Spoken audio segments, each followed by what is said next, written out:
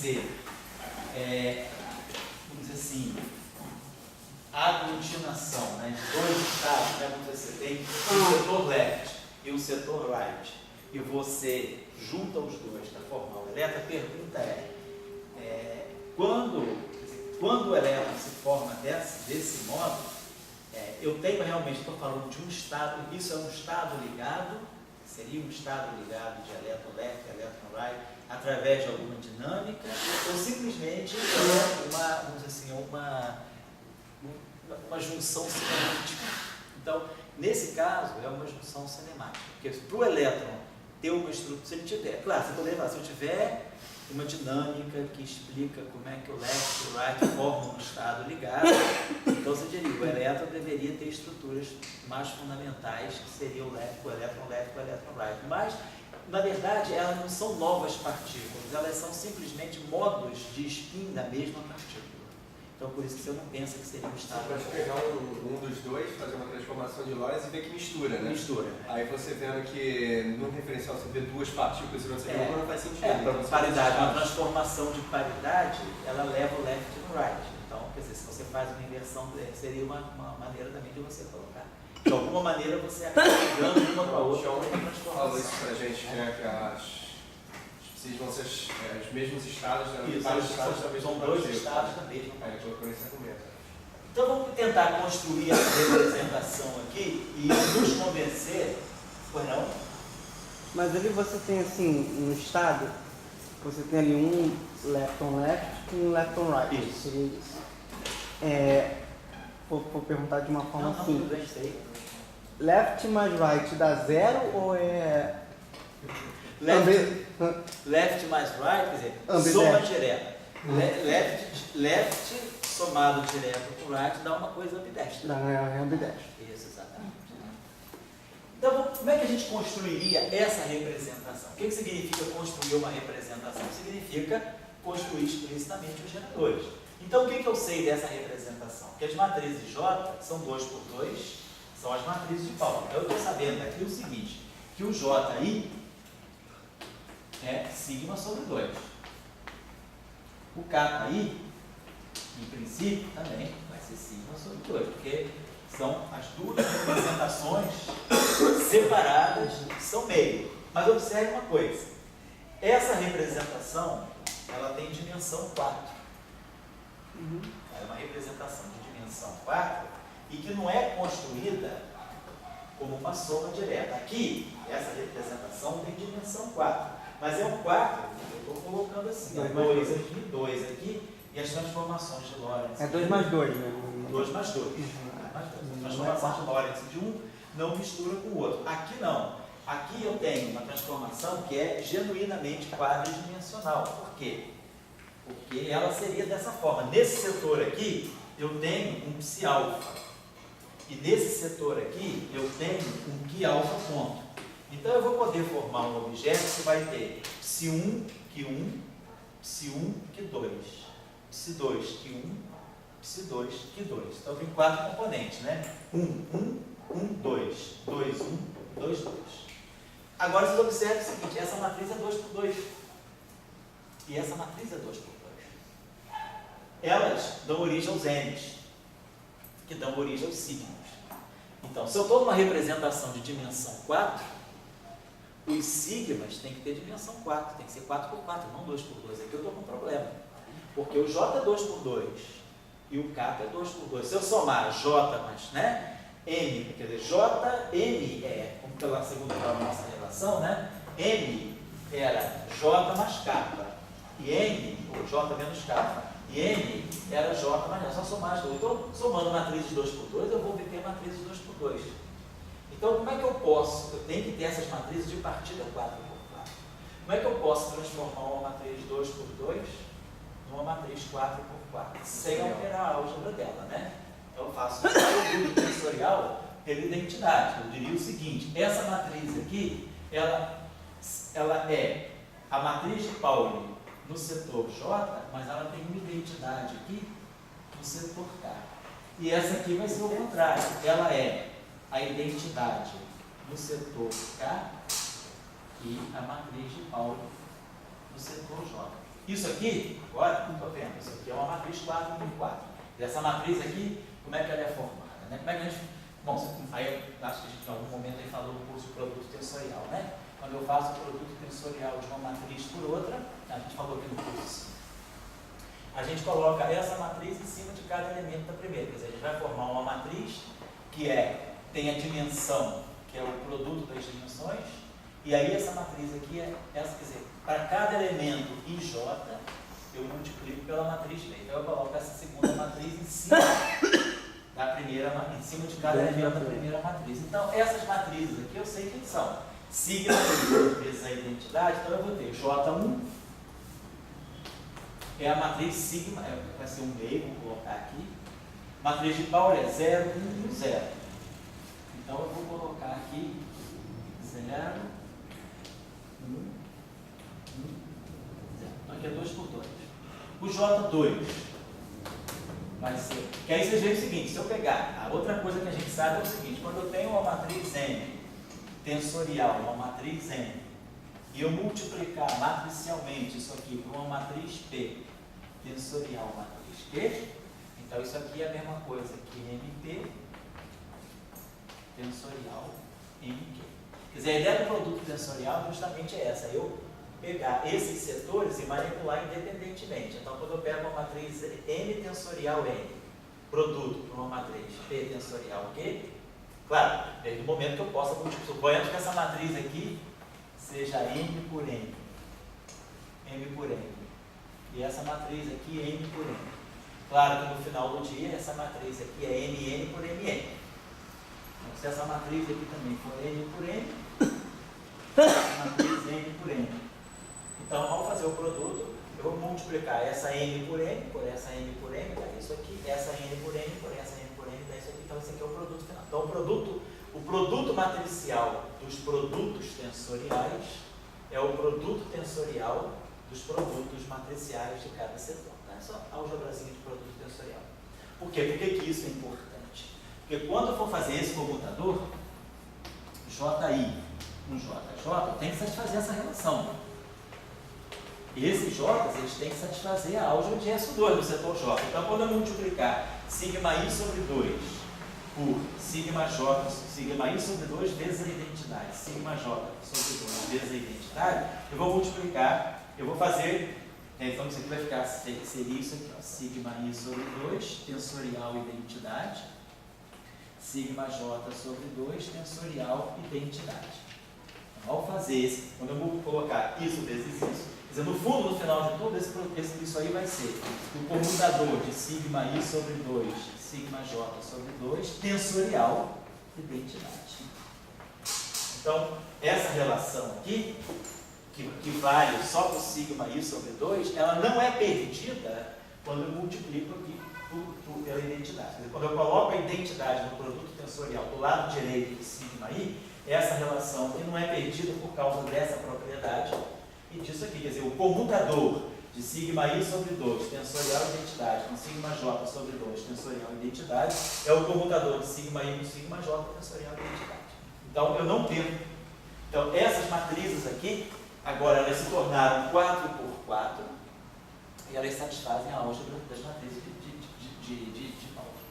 Então, beleza. Agora, então eu sei quem é o J2. J2 vai ser 0 menos I vezes a identidade 2 por 2, I vezes a identidade 2 por 2, 0. E o J3 vai ser o meio, a matriz sigma Z, ela tem a identidade aqui, 0, 0 menos 1. Então essas são as três matrizes J. E agora eu vou construir as três matrizes K. Eu não vou construir. K1 é a identidade vezes sigma I sobre 2. Então ela vai ser sigma. Então as KIs elas ficam mais simples, porque é a identidade vezes sigma I. Então eu vou colocar o sigma em cima da identidade. Então aqui vai ficar sigma I sobre 2, 0, 0, sigma I sobre 2. Então esses são os K. Agora, os M's e os N's são somas de J com os K. Então quando eu somar J com algum K, eu estou ganhando elementos fora da diagonal. Então, quando eu for gerar, agora eu vou ter que produzir o quê? Os M's e os N's. Os M's são os sigma 0i, são os geradores dos boosts, e os N's são os geradores.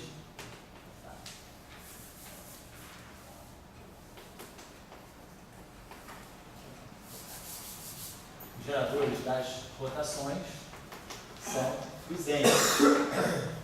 Então, quando eu for produzir esses, né? Então, quando eu for produzir, por exemplo, o M1 é J1 mais K1. O M2 é J e assim vai. Então, eu vou começar a gerar os meus geradores agora, sigma 0i, sigma e J, eles vão ganhar elementos fora da diagonal por causa dos J. Então, a representação não vai ter esse caráter aqui. Ela não vai ficar toda segregada aqui. Eu vou ter as coisas distribuídas. Então, na verdade, deixa eu apagar isso aqui, né? Então, a representação meio-meio é uma representação de 4 componentes, mas aí é uma representação irredutível. Ela não pode ser quebrada em duas assim. Ela vai acoplar o setor de cima, quer dizer, quando eu pegar, por exemplo, vamos pegar uma rotação em torno do eixo dos eixos, por exemplo. Então, o gerador que faz a rotação em torno do eixo dos eixos é a matriz sigma 2. Ela faz uma rotação do plano XY. Mas sigma 2 é o N3. Mas quem é o N3? Pelas nossas discussões lá, né? Eu tenho que J3 é I sobre 2, N3 mais IN3. Esse aqui é o meu J3. E o meu K3 é menos I sobre 2, N3 menos I, N3. Então, para eu tirar, então isso aqui dá menos 1, isso aqui dá menos 1 também. Então, meu N3 é J, menos um fator 2, vai ter, o N3 é J3 menos K3. Né? Acho que eu não estou sobre 2, né? Eu só subtrair esse desse, né? Isso aqui fica, ó, esse aqui fica menos, bom, esqueci o né? Se eu subtrair esse desse, esse aqui é mais, esse aqui fica mais, né? Esse aqui tem um I aqui, então esse aqui fica I sobre 2, esse aqui fica menos I sobre 2. Então, se eu somar, né? Exatamente, se eu somar essa com essa, isso aqui vai ficar I sobre 2 N3 menos I sobre 2 N3, cancela. Isso aqui é menos N3 sobre 2 menos N3 sobre 2. Então fica menos N3. Então J3 mais K3 é menos N3. Então, uma rotação em torno do eixo dos eixos, nesse caso, é descrita por essa matriz aqui, menos J3 mais K3. Então eu vou pegar o J3, que é totalmente diagonal a esse exemplo aqui não foi bom, que é uma representação só, essa aqui. Vamos pegar uma rotação em torno do eixo dos X, por exemplo. X é plano Z, X, 2, 3, 1, 2, 2, 3, 1, isso. 2, 3, né? Sigma 2, 3. Então, sigma 2, 3 é o N1. Isso. Então, eu vou pegar aqui N1. Então, é só botar isso aqui. J1 menos K1, mais K1. Então, quando eu somar J1 com K1, eu vou ter uma matriz que está completamente fora da diagonal. Eu vou ter a matriz J1 é isso aqui. 1, 0, 0, 1. 1, 0, 0, 1. Essa é a matriz J1. E a matriz K1 é sigma 0, 1, 1, 0, 0, 1, 1, 0. Então, quando eu fizer uma transformação de Lorentz em torno do eixo do X, eu vou estar misturando A2, A1 com A2, A0 com A3, A0 com A3 e A2, A1 com A2. Então, quando eu aplicar isso aqui nesse objeto, né, a gente vê que essa matriz aqui, essa transformação vai acoplar esse cara, daqui ao segundo daqui, com esse primeiro daqui. Então, esse setor aqui vai acoplar esses dois. Então, já vai ligar esse com esse. Esse setor aqui vai acoplar esse com esse. Esse aqui, a mesma coisa. E esse aqui vai acoplar esses dois do mesmo. Esses dois aqui. Então, essa representação, ela não deixa a parte de cima, ela mistura tudo. Existe uma rotação em torno do eixo do X. Então, esse é o conceito de uma representação irredutível. Então, essa representação, é uma representação genuinamente quadridimensional. E aí, olha, o exercício que eu não vou fazer seria o seguinte: se a gente faz, pega o exemplo típico, pega uma rotação em torno do eixo dos eixos. Então, pega aquela matriz que eu tinha apagado, que é a matriz que faz uma rotação em torno do eixo dos eixos. Faz uma rotação em torno de 2π. Faz uma rotação de 2π. Aí vocês veem que o objeto vai nele mesmo. Então, esse objeto, por uma rotação de 2π, ele vai nele mesmo. Então, isso mostra que ele não pode ser um férmio. Porque quando o objeto, por uma rotação de 2π, vai em menos ele, eu estou falando de um férmio. Então, essa representação, ela é categorizada como realmente sendo uma representação bosônica. Então, ela não é um férmio, ela deve ser, não. Quer dizer, o que eu tenho no espaço de Minkowski? E aí, outra coisa que a gente pode fazer, um exercício simples, né? Vocês se lembram que quando a gente tirou aquelas matrizes, essas matrizes sigma aqui, são essas aqui, ó. Sigma mini kappa lambda igual a menos delta de kappa i eta lambda. O que são esses objetos aqui? São os geradores atuando nas próprias coordenadas do espaço de Minkowski. Então a gente vê que esse vetor aqui, a transformação de Lorentz dele é a mesma transformação de Lorentz que as coordenadas. Então, esses geradores que a gente deduziu lá, eles também são geradores que fazem as transformações das coordenadas. Então, esse objeto aqui realmente ele é um vetor, ele é um quadrivetor do espaço Minkowski. Não precisa ser a coordenada, mas essa representação aqui é a representação onde eu coloco qualquer quadrivetor, inclusive a coordenada. O x' está nessa representação meio. Quer dizer, qualquer objeto que tem um índice μ, ela está nessa representação meio. Então, é a representação que nós chamamos de representação quadrivetorial, né, que é quadrivetores do grupo de Lorentz. Tá? Então, essa representação é a meio. Então, observem aqui, só para que a gente já tinha falado um pouco sobre isso, mas agora a gente vai fechando o argumento, que é o seguinte: esse objeto ali, então, a transformação de Lorentz dele mostra que ele está essa representação anula esse vetor. Mas agora você observa o seguinte: esse vetor aqui, ele tem a componente A0 e tem as três componentes espaciais aqui. Do ponto de vista do grupo SO3, essa representação aqui, ela é a representação meio de Lorentz. GSO 3. Mas a gente está vendo o seguinte: esse quadrivetor, que é um quadrivetor para Lorentz, ele tem uma grandeza aqui que é um escalar de rotações do espaço tridimensional. Se eu pensar nisso aqui, isso aqui é uma decomposição euclidiana desse vetor. Isso aqui é um quadrivetor no espaço de Minkowski. Isso aqui é a decomposição dele no setor euclidiano. Ele tem uma componente ao longo do eixo dos três e as três componentes espaciais.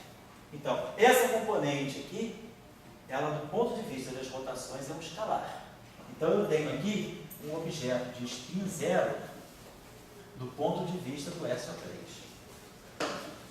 E aqui, eu tenho um objeto que tem spin 1, que é um vetor, do ponto de vista do SO3. Do ponto de vista do SO3, esse cara não se mistura com esse. Quando eu rodo um vetor, eu não ganho um escalar. Um vetor, quando eu rodo um vetor, eu misturo as três componentes do vetor. E quando eu transformo, quando eu atuo com a rotação em cima do escalar, o escalar não muda, ele vai nele mesmo, porque ele é um escalar. Então, essas duas representações são irredutíveis do ponto de vista do SO3. Mas do ponto de vista do Lorentz, não. Lorentz mistura isso com isso. Por quê? Porque Lorentz mistura T com X. Da mesma forma que T' é gama, T menos beta C, né? Beta CT, beta sobre C, X, o A0' é gama A0 menos beta sobre C, AX.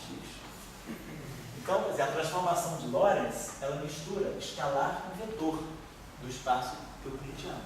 Mas a transformação de SO3 não. Quando eu faço uma rotação só nos eixos coordenados, o escalar não percebe.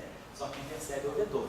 Então, o que a gente está observando é o seguinte, que essa representação meio, do ponto de vista do grupo de rotações em três dimensões, ela tem dois conteúdos distintos. Ela tem um escalar e um vetor. Aqui, ó.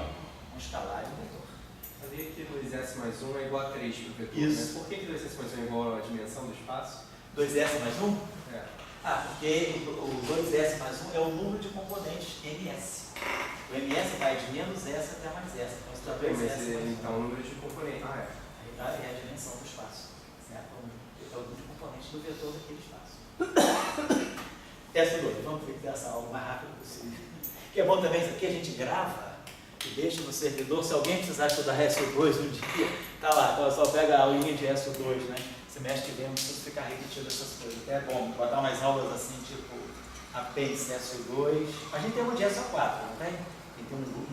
Tem um servidor tem uma aula de SO4. A gente pode botar SO2 e o Denis lá da Bahia me pediu para ver se fazia uma aula sobre Young Tableau também, sobre os Young Tableau, para poder fazer isso em teoria de vetor. Eu vou ver se eu marco uma noite aí, alguém puder ficar e fazer um serão aí comigo, aí ficar de 9 às 11 da noite, ou 9 à meia-noite, a gente faz uma aula de Young Tableau, aí fica guardadinho, porque quem precisar vai lá e pega acesso à aula de Young Tableau, porque ler Young Tableau dos livros, acho que tem muita regra. É melhor um cara te dizer, né, do que você ficar lendo as regras. Então a gente pode fazer isso aí, fazer umas aulinhas assim, programa de fim de noite, saideira, né? A saideira da sexta-feira vai ser uma aula de teoria de grupo aí, né? Carioca, né? Até parece que a gente é paulista, né, cara? Trabalhando sexta-noite. Agora, aquele zero linha se transformando, Sim. aquele elemento linha vai escalar. E daí como é que tu diz que era pior? Quer dizer, é um escalar de S3, mas não é um escalar de Lorentz. É um escalar. Aí tem dois grupos de covariância envolvidos, o grupo relativístico e o grupo euclidiano. Quer dizer, esse objeto é escalar segundo o euclidiano, porque segundo uma transformação de SO3, ele vai nele mesmo, mas segundo transformação de Lorentz, nele não. Ele se mistura com a X. Então, do ponto de vista do grupo de Lorentz, ele não é um escalar, ele se mistura com a X, com a Y, com a Z. Então, ele é uma componente de um vetor. Mas quem define o spin externos? Ah. SO3 ou Para nós, se a gente está no limite do mundo não relativístico, quem define o spin é o SO3. Então, quando eu estou pegando agora o limite baixamente relativístico, né? Quando eu pego o limite baixamente relativístico, isso aqui tende a 1, isso aqui tende a 0.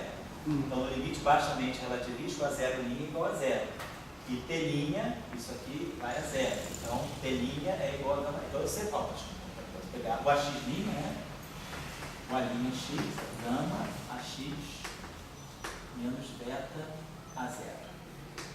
Então, quando eu pegar o limite baixamente relativístico, esse cara aqui tende a 0. Por um boost de Lorentz, esse aqui vai nele mesmo. Mas se eu fizer uma rotação, esse cara se mistura com a X, com a Y, com a Z.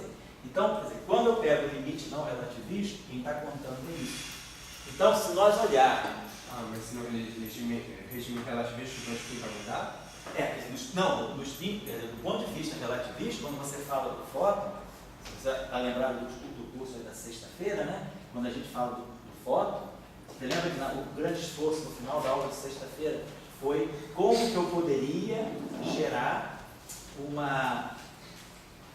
as funções do fóton, qual foi o esforço que nós tivemos que fazer? Nós tivemos que colocar o spin zero que o lagrangiano de Marx excluiu. Então, do ponto de vista da relatividade, o fóton ele tem uma mistura de spin zero e spin 1. Você não pode jogar fora nenhum, os dois caminham juntos. Agora, você tem a tua física. Se o fóton tem spin 1, você tem que desacoplar o spin zero. Ele está lá. Ele só tem cinemática, ele não tem dinâmica, ele não interage. O spin 1 interage. Certo? Então, do ponto de vista da relatividade, os dois spins estão presentes. No limite não relativístico, você seleciona o spin. Agora, quando a gente fala do fóton relativístico, ele carrega dois spins. Justamente a simetria de gate, ela serve para quê? Ela serve para desacoplar o spin zero e ter física só no spin 1. Certo? Então, relativisticamente falando, os spins estão todos lá. Aí você tem que criar um mecanismo auxiliar de dizer, bom, se um fóton tem spin 0 e spin 1, como é que eu posso falar de uma física só com o spin 1? Então, você coloca o spin 0 e o spin 1, que a relatividade pede os dois juntos, mas aí você cria o princípio de gauge, que aí o princípio de gauge, lá dentro da relatividade, ele não viola a relatividade, ele te segrega o spin 0 e deixa só o spin 1 fazer física. Tá? Essa que é a ideia do princípio de gate. É você juntar vários spins que você não quer, que a relatividade impõe que você tenha que ter, mas aí você cria um princípio de gate para colocar de lado os spins que você não quer e deixar passar só os spins que você quer. Porque no caso do grávido, você tem spin 0, 1 e 2, mas você quer que a onda gravitacional, por exemplo, do grávido tem spin 2, então você tem spin 0 junto com o spin 1 junto com o spin 2. Você cria um princípio de gate que desacopla o spin 0 e o spin 1, eles estão lá, mas não interagem, e você deixa só o spin 2 interagir. Mas Não, a- gate a- não é liberdade, né? No fundo, é liberdade para um e é prisão para o outro, é exclusão. É o laço da física. É, a natureza. exatamente. Você está impedindo certas pessoas Se de escolher interagir. outro gate, estaria errado a física para fazer. Se você escolher um outro gauge, você pode, não é que a física esteja errada, você tem que mostrar que as grandezas físicas não dependem do gauge. Esse é um problema que você tem que mostrar. Não é nem na teoria quântica, isso não é trivial. Mostrar que porque classicamente é muito fácil você fazer isso. Na aula passada a gente até fez, a gente mostrou a corrente conservada, na aula passada do curso de elétron, né, de sexta-feira. A corrente é conservada, então o spin 1 ele interage com o setor transverso e o spin 0 fica com uma equação livre. Então, classicamente, beleza, você desacoplou o spin 0 e deixou o spin 1 interagir, mas quando você quantiza, você não sabe se isso vai continuar sendo verdade. Você tem que ter mecanismo para verificar essa situação na teoria quântica também. E o calibre pula espaço, né? Ele facilita de forma que eu já caio diretamente no sistema quantizado, só que... E aquele spin com a física que você quer que ele tenha. Tá? Agora, a essência, inclusive, a teoria, ela mistura spin 1 e spin 0. A relatividade mistura. O spin 0 não, mistura essas representações do grupo de rotações. Então, o conceito de spin fica mais ou menos aquele espaço de tempo, né? Vamos dizer. Eles não são duas coisas independentes. Isso. Quer dizer, no espaço euclidiano a gente vê tempo separado do espaço. No espaço de Minkowitz, a gente já não consegue separar o tempo do espaço. A velocidade da luz é finita, então tempo e espaço se misturam. Nesse sentido, a mesma coisa acontece com os spins. Então eu estou colocando para vocês o seguinte: quando nós pegarmos essa representação JK, vou pegar aqui a representação meio-meio. Então, do ponto de vista do grupo de Lorentz, eu tenho esse objeto aqui, um objeto quadro vetorial, está representando, ele tem spin J igual a meio, spin K igual a meio. Quando, se eu for pegar a versão não relativista, eu posso decompor o meu grupo SO13, essa representação de SO, esse exercício que eu estou fazendo aqui, então uma coisa que se chama em teoria de grupo é branching, ramificação da representação. Eu tenho essa representação desse grupo, ela se escreve como a soma de representações de um outro grupo, ela se reduz.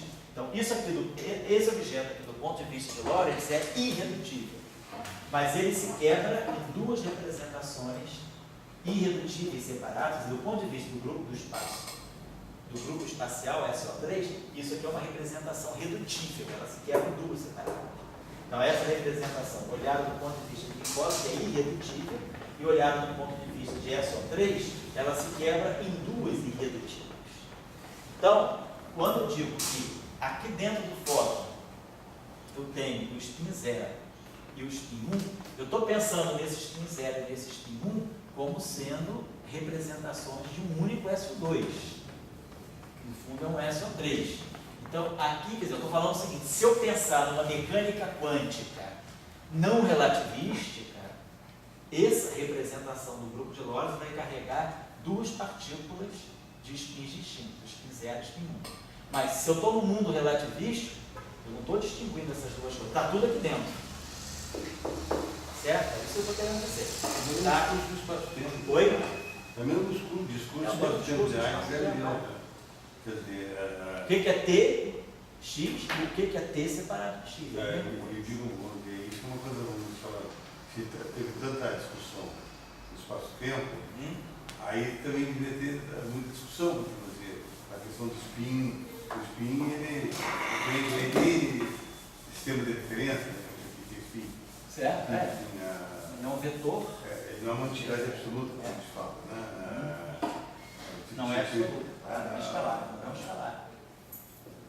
Então, você quer falar alguma coisa? Tá? Eu entendi a sua explicação até do curso de sexta-feira. Sei. Então isso não tive problema. O problema é mais assim, o detalhe mesmo. Eu não entendi muito bem, por exemplo, é 2S mais 1. Se eu tiver, aí eu vou ter 0 e 1. Para é só 3. Isso. Então 2S mais 1 igual a 3. Mas se eu pensar no número de dimensões, eu tenho 4 em Minkowski. Isso. Então seria 3 meios. Certo? Não, mas esse 2S mais 1, ele vem da álgebra de SO2. Você tem que olhar a álgebra de SO2. O 2S mais 1 está ligado à álgebra de SO2. Você está representando o SO2. Então, não é 3 meios, é 3 mesmo. Porque você o teu 2S mais 1, ele está conectado a uma representação do grupo SO2, não do grupo, não do espaço-tempo. Aquele 2S mais 1 não é o espaço-tempo, é o SO2 que está dentro do grupo de Lorentz. Percebeu a sutileza? Tudo bem, agora sim. Tá? Então, vamos colocar assim. Eu tenho, então, essa representação aqui é a representação do quadro vetor.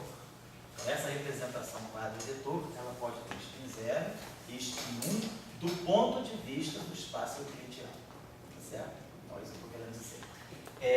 Vou colocar aqui uma outra coisinha só para a gente fazer uma associação.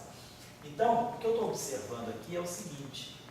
Esse zero, o que eu estou fazendo na verdade aqui? Quando eu componho spins não relativistas, né?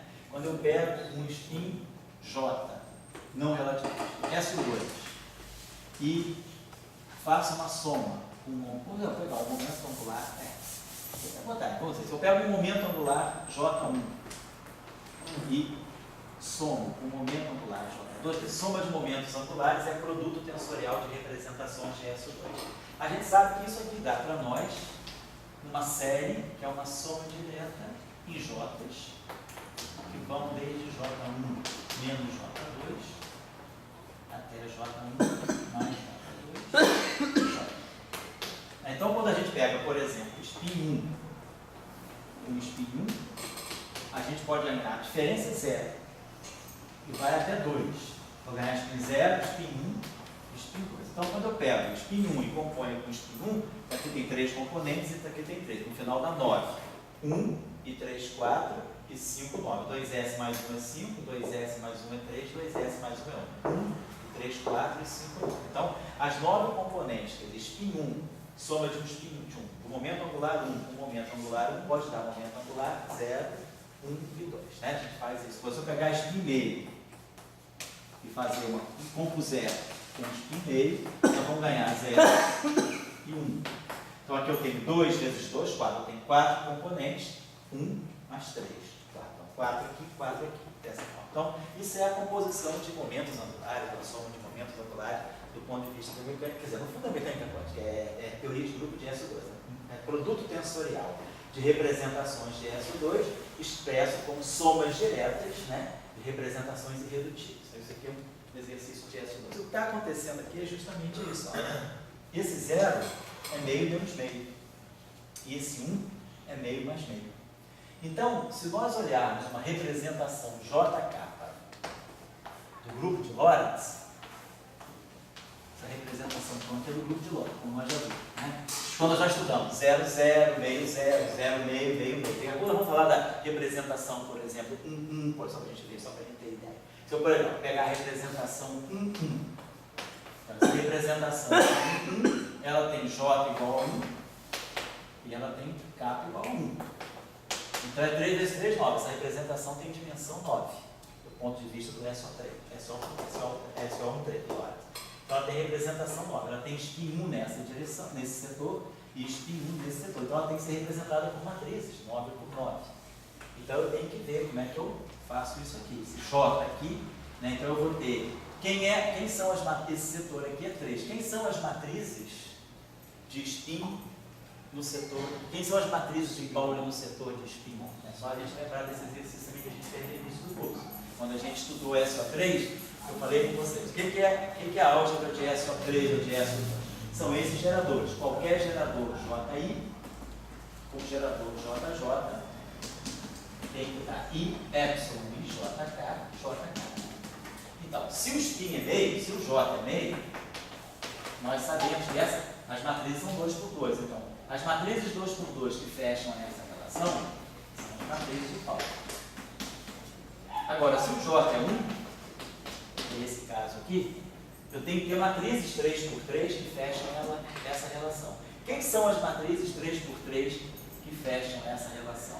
São as matrizes JI, um elemento JK igual a menos I, epsilon e JK. Estão lembrados que a gente tinha construído essas três matrizes? Se eu colocar essas três matrizes, J1 igual a menos I, 0, 0, 0, 0, 0, 1, 0, 1, 0. Se eu pegar J2 igual a menos I, 0, 0, menos 1, 0, 0, 0, 1, 0, 0. Se eu pegar J3 igual a menos I, 0, 1, 0, menos 1, 0, 0. Opa, aqui é o menos 1, obrigado. Então, se eu pegar essas três matrizes, elas satisfazem exatamente a essa relação. Então, isso aqui seria, vamos dizer, uma versão 3 por 3 das matrizes de Pauli. São três matrizes 3 por 3 que fecham exatamente as mesmas álgebras, a mesma álgebra das matrizes de Pauli. Então, isso aqui são esses geradores para esse momento angular, para esse spin, e esse aqui são esses geradores no setor de spin. Então, o que eu tenho que fazer aqui é usar, eu sei quem são meus J1s. Então, eu sei também quem são meus K1s. Meus Ks vão ser três matrizes da mesma categoria. Mas só que agora a representação é 9. Então, como é que a partir de matriz 3 por 3 eu posso gerar matriz 9 por 9? O mesmo truque, multiplicando tensorialmente pela identidade. Então, o meu JI, 9 por 9, né? Eu tenho três matrizes JI, 9 por 9. Assim, isso é o item. J1, J2, J3. K1, K2, K3. J1, 9 por 9, vai ser essa matriz aqui, tensorial, a identidade 3 por 3. Eu vou botar aqui a identidade 3 por 3 e aqui menos a identidade. Então, isso aqui vai ser uma matriz 9 por 9. Vou botar identidade, 0, 0, 0. Então, isso aqui vai ficar essa matriz 3 por 3, tensorizada, com a identidade pela direita, vai me dar uma matriz 9 por 9. Então, eu sei quem são as três matrizes 9 por 9, J1, J2, J3, e sei também quem são as três matrizes 9 por 9, K1, K2, K3. Os capas é identidade, tensorial, os capas da mesma categoria. Eu vou gerar outras três matrizes 9 por 9. Então, eu tenho 6 matrizes 9 por 9. Então, se eu sei os J dos capas, eu sei os M's e os N's. Então, eu sei os signos.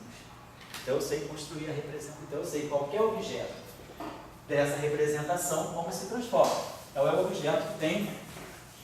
Agora, eu posso pensar o seguinte: esse objeto, cada um desse aqui, né? Então, isso aqui, opa, tá assim. Então, esse objeto aqui é 1. Então, esse objeto aqui tem dimensão 9. A dimensão dessa representação é 9. Como é que eu posso gerar um objeto com 9 componentes? Quer dizer, então, na verdade, isso aí deveria ser um tensor. Eu poderia pensar da seguinte maneira: esse objeto aqui é meio. Vou falar sobre isso daqui a pouco. Vamos pensar o seguinte: quando a gente compõe spin, né? Quando eu pegar se eu pegar esse objeto aqui, J1, K1, é uma representação de Lorentz. Fizer o produto tensorial de J2 por K2, nós sabemos fazer isso aqui para S2. Isso aqui vai de J1 menos J2 a J1 mais J2. E isso aqui de K1 menos K2 é K1 mais K2. Então, eu posso expressar isso aqui da seguinte maneira: isso aqui vai ser uma soma em JK, uma soma dupla. O J indo de J1 menos J2 a J1 mais J2. E o K indo de K1 menos K2 a K1 mais K2. Ou seja, eu trabalho com dois S2 juntos, porque isso eu tenho S2. Então, se eu pegar, por exemplo, essa representação meio e meio e fizer o produto tensorial pela representação meio e meio, olha o que nós vamos estar ganhando. Meio com meio dá 0 e 1. Esse meio dá 0 e 1.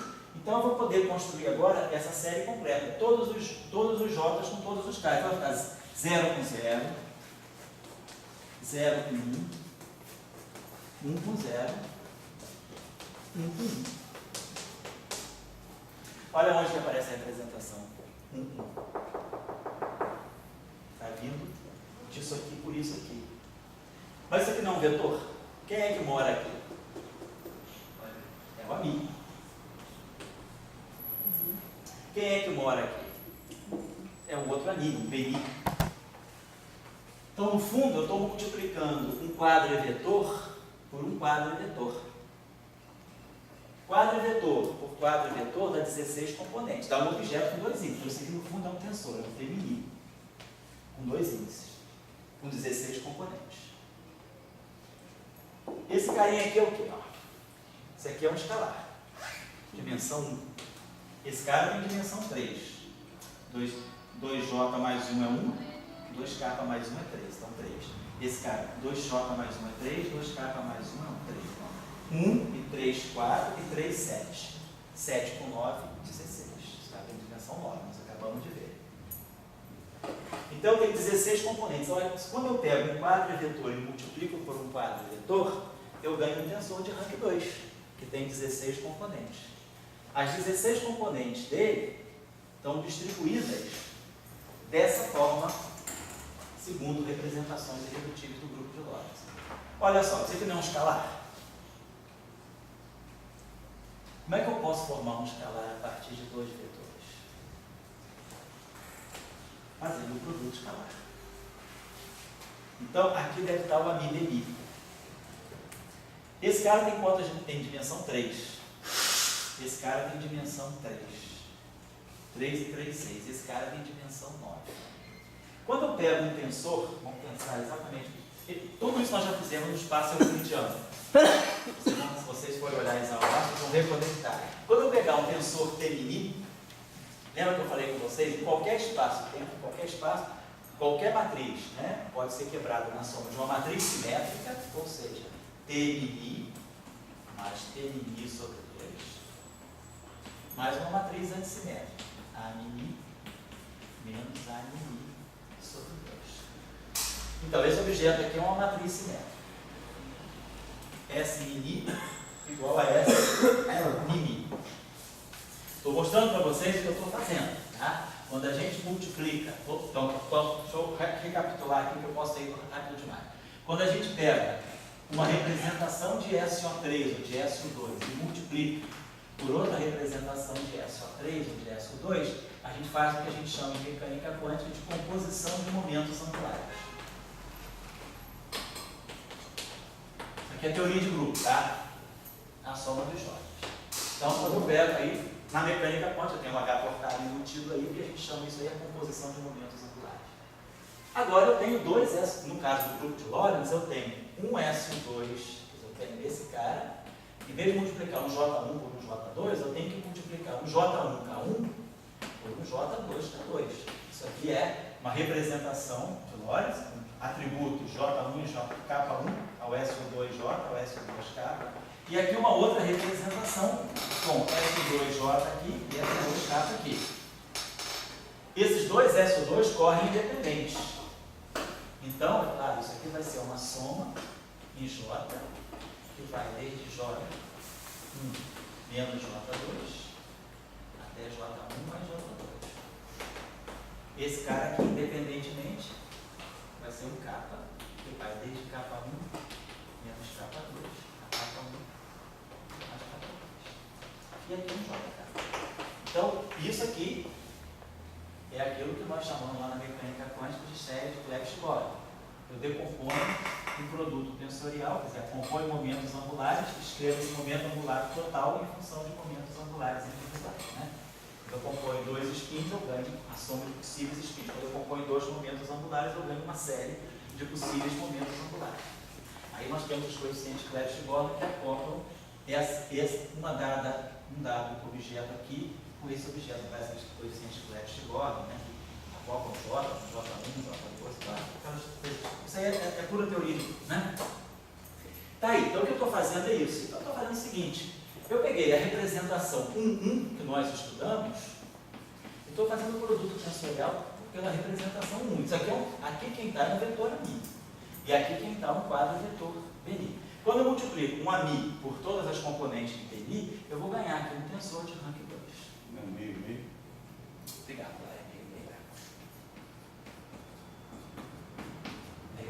certo. Então, desse lado esquerdo eu estou multiplicando AMI por BNI. AMI por BNI tem que dar um BNI. 4 vezes 4, 16. 4 vezes 4, 16. Os 16 componentes estão aqui. Agora, usando a expansão de Clebsch-Gorlin aqui, eu sei que esse meio com esse meio dá 0 em 1. Esse meio com esse meio dá 0 em 1. Então, quando eu for fazer essa série aqui, eu vou pegar qualquer valor daqui e compor com todos os de lá. Então, 0, 0, 0, 1, 0, 1, é o que eu estou fazendo aqui. Então, essa série aqui, do ponto de vista da teoria de grupos, ela vai ser 0, 0, mais 0, 1, mais 1, 0, mais 1, 1. Ah lá, teoria de grupos. Agora, a minha pergunta é, o que o lado esquerdo tem a ver com o TNI? Então, vamos lá. Vamos agora usar esse resultado aqui da álgebra linear. Todo objeto de dois índices, toda matriz no certo espaço, pode ser decomposta numa matriz simétrica e numa matriz antissimétrica. S mini igual a S nimi. A mini igual a menos A nimi. Matriz simétrica, matriz antissimétrica. Uma matriz simétrica, nós já tínhamos aprendido aqui no nosso curso também, toda matriz simétrica pode ser decomposta numa nova matriz simétrica com traço nulo.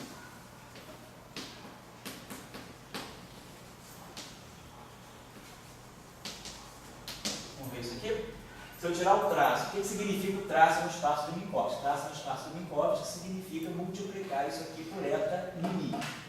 Quando eu multiplicar isso aqui por um eta nimi, na verdade eu estou produzindo isso aqui, S-til nimi. Isso é o traço. Então lembra, a gente discutiu isso. Então, quando eu tirar o traço do lado esquerdo, eu vou ter traço de S-til igual ao traço de S menos 1/4.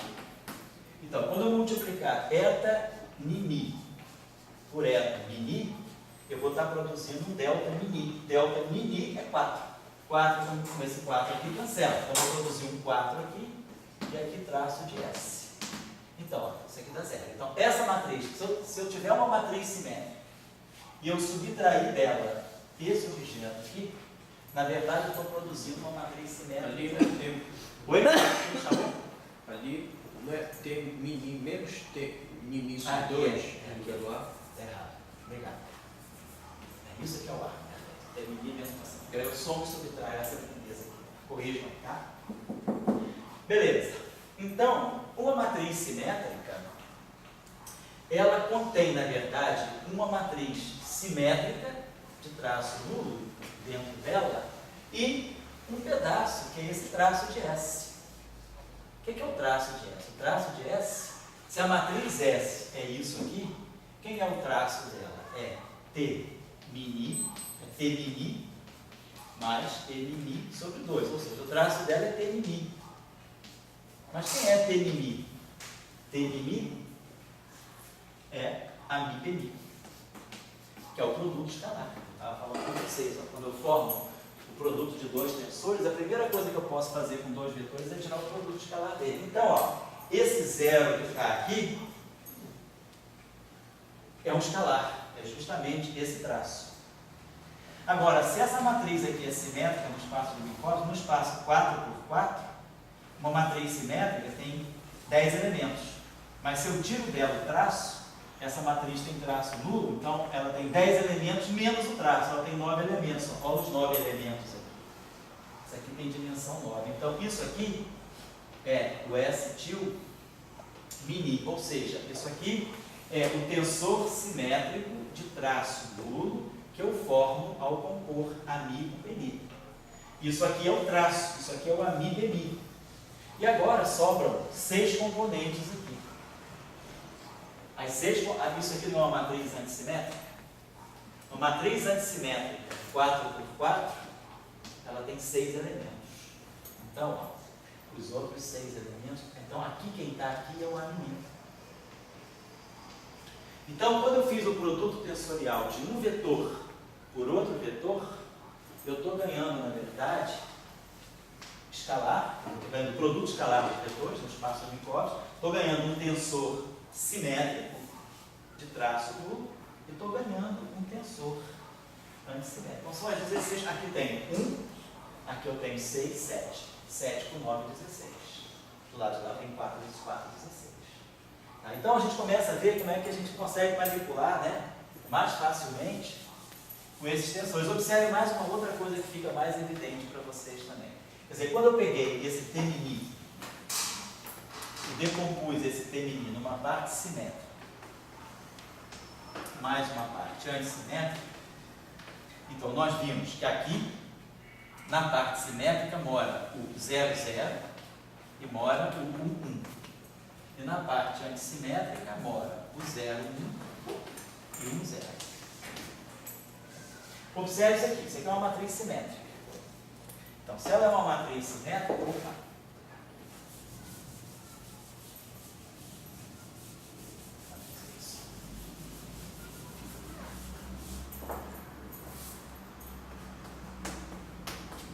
uma matriz simétrica, ela, que elementos que ela tem? Mini pode ser 0, 1, 2, 3. Então eu posso ter o S0, 0, posso ter o S0 em todos os Is, posso ter SI0 e posso ter SIJ. Né? Quando eu decomponho esse síntese, né, no espaço de encontro, isso aqui pode ser temporal, temporal, temporal, espacial, espacial, temporal, espacial, espacial. Claro, esse objeto aqui é igual a esse, por causa da simetria. S mini é igual a S mini. E SJ é igual a SJI.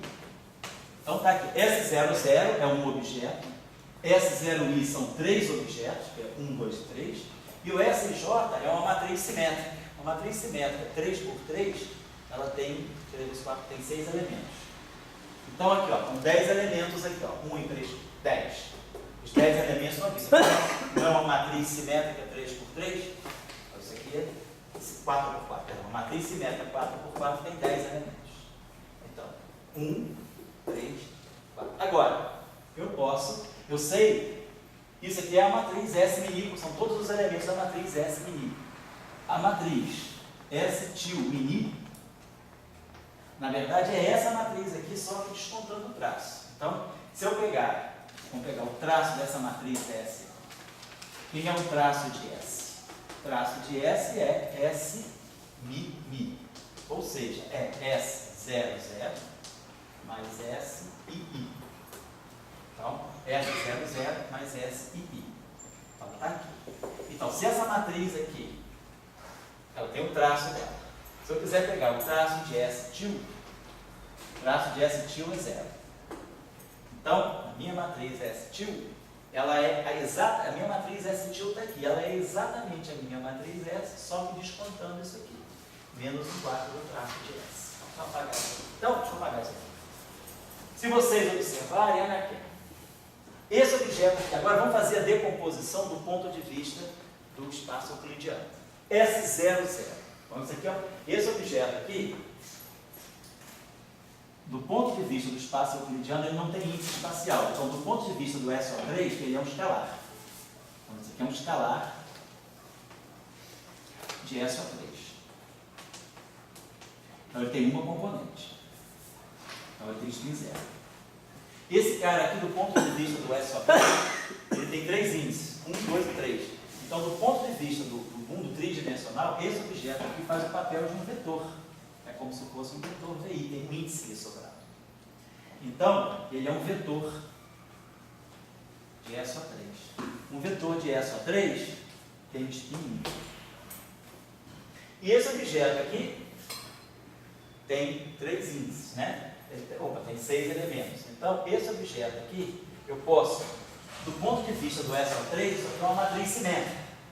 Toda matriz simétrica pode ser decomposta numa matriz simétrica de traço duro menos do seu traço, menos um. Aqui eu estou fazendo para SO3, delta e J, traço de S. Então, essa matriz aqui, do ponto de vista do SO3, ela é uma matriz simétrica 3 por 3. Ela teria 6 elementos, 3 vezes 4, 12, por 2, 6. Mas do ponto de vista do SO3, eu sei que o traço dela é um invariante de rotações. Então, eu tiro o traço dela, que é o spin 0, e sobra uma matriz 3 por 3 simétrica de traço nulo. Tem 5 elementos. 5 elementos é o spin 2. 2S mais 1 é 5. Então, o que nós estamos observando? Que esse objeto aqui, um objeto S-mini, que é um tensor simétrico do espaço de Minkowski, se eu for olhar a decomposição dele em termos do grupo SO3, do espaço euclidiano, ele vai ter 2 spins 0, um spin 1 e um spin 2. Certo? Isso aqui é um tensor simétrico. Ele tem 10 componentes. Um tensor simétrico no espaço de Minkowski tem 10 componentes. 1, 2, 5, 10.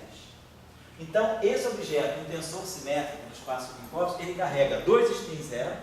Se a gente for olhar do ponto de vista das partículas não relativistas, ali dentro eu devo ter 2 spins 0, um spin 1 e um spin 2. Então, quando a gente usa o campo de gravitação, vocês usam a métrica GMI, quer dizer, o campo do graviton, se eu quiser descrever o graviton, do ponto de vista do espaço de Minkowski, o graviton vai ter que ser um objeto simétrico do espaço de Minkowski. Mas, se ele é simétrico do espaço de Minkowski, ele carrega junto dele objetos com spins escuros. Tem que carregar um spin 1, um spin 0 e um spin 0. Da mesma forma que o vetor carrega um spin 0 escuro. Se fosse, por exemplo, campo elétrico, só que o campo elétrico seria S-mini. Esse campo elétrico, ele teria, em termos de campo não elétrico, ele teria um tensor dentro dele, do ponto de vista. Então, se isso aqui fosse lá, isso aqui para mim, ó, ele tem dentro dele um objeto que é um tensor de rank 2, um espaço euclidiano. Então ele teria aqui dentro um escalar, um outro escalar, que eu vou chamar de I, um vetor, e aí ele teria agora um objeto que é um tensor simétrico de traço nulo. Então ele teria 5 componentes. Seria, vamos chamar assim, um tensor T, vamos chamar assim. É que o pessoal já chama assim. Então esse objeto aqui é um tensor, é um objeto com 2 índices, é isso aqui. Ó. É um SIJ igual a SJI, de tal maneira que o traço é 0. Então, se eu pegar uma matriz simétrica, 2 por 2, então, se eu pegar essa matriz aqui, 3 por 3, né? Se eu pegar essa matriz simétrica, 3 por 3, então, olha aqui, alfa, beta, gama, beta, delta, epsilon, gama, epsilon, vamos dizer, zeta. Então, essa matriz aqui é uma matriz simétrica 3 por 3. Ela tem 1, 2, 3, 4, 5, 6 elementos. Uma matriz simétrica 3 por 3. Mas se ela tem traço nulo, esse zeta tem que ser menos alfa menos delta. Então ela cai de 6 para 5 elementos. Uma matriz simétrica, genérica, de traço nulo tem que ter sempre essa estrutura. Então, 1, 2, 3, 4, 5. Dois aqui repetem. Então tem 5 elementos independentes. Então, esse objeto aqui é um objeto que pode escrever spin 2. Tem que ter essa estrutura. Então, se você tivesse um campo elétrico no espaço de Minkowski que fosse simétrico, ele, além de ter 2 escalares dentro, já vou lá, 2 escalares dentro dele, ele vai ter um vetor e ele vai ter um objeto com essa estrutura aqui. Mas comparando com o campo elétrico usual, que vem do elétrico, ele é um campo elétrico vetor, né? É. Então vamos ver por que agora. Agora vamos para o setor antissimétrico, que é onde está o F-mini. O F-mini de Minkowski, de Lorentz, né? De Maxwell, né? Dmi ani menos Dmi ami, que nós tínhamos estudado. F-mini é Dmi ani menos Dmi ami, ou seja, é um objeto antissimétrico. Olha o objeto antissimétrico aqui. Então, se eu pegar um tensor antissimétrico, pode falar. Eu queria uma dúvida. Esse campo elétrico, todo mundo sabe, magnético. X, Y, G, 3. Agora, se eu tivesse um campo elétrico Isso. S mini, o que significaria os dois escalares, Isso. o vetor e o tensor? Pois é. Você teria, além do campo elétrico, vamos dizer, do campo elétrico que te dá uma força de Coulomb, você teria outros dois campos que estariam junto com esse campo elétrico. Aí você teria... O campo elétrico que é de spin zero, o que significa? Só tem uma... o campo elétrico que é um spin zero, na verdade, ele deve ser o gradiente de um escalar. Ele pode ser até um vetor, mas esse vetor é o gradiente de um escalar. O que é um campo escalar para você? Então você pensaria, eu estou numa situação em que eu tenho um campo, eu tenho uma componente vetorial e depois tem uma componente escalar. Qual seria a força de Lorentz, vamos colocar? Como é que seria a força entre uma partícula carregada e quer dizer, qual seria a força exatamente que uma partícula carregada sofreria se ela fosse colocada num campo escalar e não num campo vetorial? Se é num campo vetorial, a lei de Coulomb é Q vezes E. Mas se o campo não é vetorial, é escalar, nós já tínhamos visto quando a gente estudou lá em Gordon aí, é Q vezes o gradiente de φ. A força, se você tem um campo escalar, a força que ele vai produzir é alguma coisa ligada ao gradiente dele. Quer dizer, esse campo ali, ele daria... eu queria dizer que um campo escalar não quer dizer que é um campo que está agindo sobre uma partícula escalar. Não. É um campo de natureza... É um campo este de natureza escalar, ele não tem direção, mas ele está atuando em cima de uma partícula carregada. Você estaria colocando um elétron, aí o elétron ia sofrer uma força desse campo escalar φ, uma força do campo escalar I, uma força do campo vetorial E e uma força desse campo tensorial I. Que é sempre difícil de ver o campo, então, assim, o campo tem que ter uma linha de força. Né? Porque a gente dá muito, a visão que a gente tem em senso comum de campo é vetor. Muitas vezes a gente sempre associa o campo a um vetor, uma linha de força, como você falou, com direções. Mas o que é um campo escalar? Um campo de temperatura, as linhas de força dele são, na verdade, os gradientes, né? São as linhas de gradiente, né? das superfícies de nível. Aí agora, o que é um campo tensorial? Como é que você vai imaginar no espaço um campo tensorial? Quer dizer, um campo que tem dois eixos, né? Duas direções. Então é um objeto mais complexo. O campo escalar é o da temperatura. O vetorial seria da fluida. E o campo tensorial seria tipo um momento de inércia. O momento de inércia é um tensor simétrico de rank 2, é a mesma coisa. Exatamente, você tem uma coisa feita, quer dizer, a força vai depender dos planos e não das direções, né? Quer dizer, quando você tem, por exemplo, um campo vetorial, ele tem uma natureza dipolar. Você, no fundo, quando você tem um campo vetorial, o que você está falando? Você pensa no dipolo. O campo vetorial, vou botar esse dedo, né? O campo vetorial, você tem uma direção. Então, isso aqui é uma coisa que tem uma estrutura de dipolo. Mas um campo de rank 2 é um campo tensorial. Um campo de rank 2, ele deve estar medindo para você uma estrutura de quadrupolo. Que aí você tem algo assim. Você tem dois vetores. É como se você tivesse um vetor assim e um vetor assim. Tem dois eixos dentro do campo. Então, se vocês estiverem diante de um campo que tem natureza tensorial, esse campo de natureza tensorial, ele deve estar medindo mais uma estrutura de quadrupolo. Para um campo de gravitação, né, para você ver o graviton, por exemplo, você precisa produzir um quadrupolo, porque se o graviton é um tensor de rank 2, se ele tem spin 2, ele deve interagir no sentido do quadrupolo, não no sentido do dipolo. Ele não deve... Você tem que fazer uma antena gravitacional que tenha componente quadrupolar para poder pegar o gravito. Por quê? Porque ele tem rank 2, ele tem spin 2. Então, na verdade, o campo escalar, ele não tem mínimo, ele é um monopolo. O campo escalar, o campo vetorial, ele define uma direção. Então, isso aqui deve ser uma estrutura de um dipolo. Você vai de uma carga para outra. Agora, no campo tensorial, ele tem dois eixos. Ele tem como se ele fosse a composição de dois vetores. Então, ele tem um vetor para cá e um vetor para cá. Então, ele deve estar medindo uma estrutura quadrupolar. Então, se você tivesse um campo elétrico que fosse simétrico no espaço de Minkowski, você teria uma interação eletromagnética elementar de quadrupolo. Até aí, assim, a gente segue, né? o escalar que é o difícil dele. Sempre digo, a pior coisa que tem é escalar. A pessoa pensa que é o mais simples, né? Acaba que ele, por isso que o campo de Higgs é complicado, porque ele é escalar. A partícula de Higgs é agora. Porque o objeto escalar, dificilmente você imaginar o que é um objeto escalar elementar, né? Quer dizer, o que é um escalar? É um ponto, né? Quer dizer, um campo escalar aqui, ele teria uma estrutura de uma bola, seria isso. Ele não tem, você não vê a linha de força dele assim.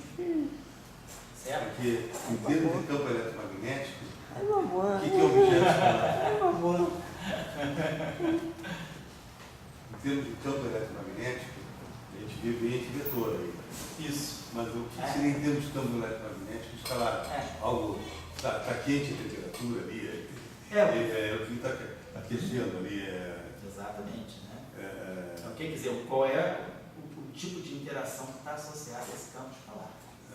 Tá certo? Então, vocês estão entendendo como é que no espaço de Minkowski, um tensor do espaço de Minkowski, ele engloba muitas estruturas do espaço euclidiano. Que a questão, só fazendo uma coisa muito geral, a gente está muito acostumado com o eletromagnetismo de Maxwell. Enfim, Não, a pergunta é, se a gente pegar o campo gravitacional, for estudar a onda gravitacional e for fazer a decomposição, você vai ver que você cai exatamente nesse problema aí. Você vai ter no setor de campos elétricos, você tivesse campos gravitacionais vetoriais e campos gravitacionais de natureza quadripolar. Quer dizer, isso aqui é justamente, a onda gravitacional é exatamente isso do objeto. Só que, claro, ela não satisfaz as equações de Maxwell, ela satisfaz as equações de Einstein. Quer dizer, a equação de campo, em vez de ser dmi, f mini igual a zero, é uma outra equação. o campo que eu estou falando é H-mini. Estou tirando esse, digamos, se do H-mini eu tirasse do campo elétrico magnético. Isso. Esse seria igualzinho aquele dos spin 2 que está ali. Isso. Aquele dois. Seria. Se tirasse do campo elétrico magnético. Agora, se você tirar do H-mini, vai ter todos. Vai ter todos. Vamos olhar a componente antissimétrica. Agora eu tenho um tensor, setor, então isso aqui é o setor simétrico. É o setor 0, 0, 1. Campo de natureza escalar, não tem nada a ver com spin. Campo de natureza escalar, vetorial e tensorial. Você tem, é como se você tivesse, quer dizer, você tem no espaço de Minkowski um tensor, né? Você não distingue nada, mas se você quiser olhar para esse objeto no espaço de Minkowski, vamos dizer que esse objeto aqui é um campo. Se esse campo vai descrever partículas, e se essas partículas vão ter um aparecimento, né? Se a gente vai observar essas partículas no espaço euclidiano, elas teriam esses spins. Quer dizer, esse campo aqui, ele produziria no espaço, no limite de baixas velocidades, né? Ele produziria excitações escalares, vetoriais e tensoriais. Objetos com spin 0, 1 e 2. Certo, mas isso é você como campo. Agora, se ele fosse como field strength, sei. o tensor interfere em campo. Certo? Então, quer dizer, você teria um field strength de natureza escalar, vetorial e tensorial. Isso, exatamente. Exatamente. Daí não é uma coisa de partícula. Isso. Fala aí.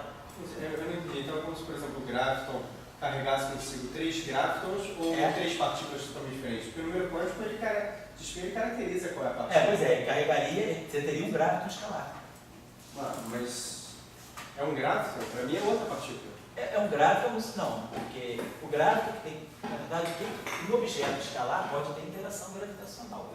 Inclusive, quem estuda gravitação, teorias estendidas de gravitação, quem já ouviu falar na teoria de Brand-Dicke ou nas teorias escalar tensorial, Lagrangiano de Einstein, o famoso Lagrangiano da relatividade geral de Einstein, ele carrega esses 4 caras, mas ele só dá física para eles. A onda gravitacional que sai é essa.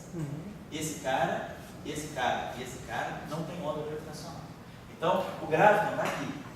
Mas o que é gravitação para você? Gravitação é a relatividade geral só? É a teoria de Einstein? Ou você pode ter uma gravitação que seria alguma extensão da teoria de Einstein? Então, você teria Einstein, por exemplo, mais Brand-Dicke é uma variante da teoria de Einstein. Escalar tensorial é uma variante da teoria de Einstein. Teorias com torção são variantes da teoria de Einstein. Quer dizer, Einstein é aquele mínimo, é como a gente está falando de Maxwell. Se vocês pegarem essa página aqui, a gente só tem Maxwell na primeira linha. Depois nós temos 26 teorias que estendem mais. Mesma coisa com arte. Você tem raiz de menos GR. Depois você pode ter raiz de menos GR, que já sabe tensor de cóton, tensor de torção. Aí você tem muitas variantes, Bransutini, escalar tensorial. Então você tem muitas variantes daquilo que pode ser o campo gravitacional relativista. Então, se você agora você pode ter gráfico, inclusive na teoria escalar tensorial, você espera poder encontrar um gráfico de spin zero. Você pode encontrar uma excitação gravitacional, quer dizer, a interação gravitacional ela não necessariamente troca só spin 2, ela pode trocar spin zero também. Isso não se sabe, ninguém nem mediu a onda gravitacional. Né? Você não gosta disso? Por exemplo, antigamente na época de Newton, a ciência tinha um caminho, aí desviava um pouquinho, não era por aqui e voltava, porque hoje em dia é um mar que ninguém sabe. Cara, é porque antigamente a física que você fazia, mas é porque antigamente a física que você fazia, você conseguia ir para o laboratório e reproduzir. Hoje em dia não Hoje dá mais. em dia você faz uma física que, quer dizer, muita coisa fica no laboratório, mas muitas outras coisas você está produzindo no papel. O exemplo interessante disso, que eu acho que é um exemplo assim, para a gente construir um pensamento assim, do que é a ciência moderna, né? Pega aqui os isolantes topológicos.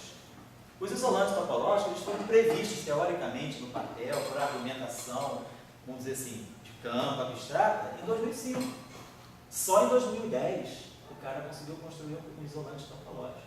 Então você vê que a física, ela tá fazendo muitas previsões. Conseguiu? Pô, Existe. já mandou bem. Existe. Não vendo? Eu dei para você aquela teoria escalar, aquela teoria eletrodinâmica psiônica, aquela eletrodinâmica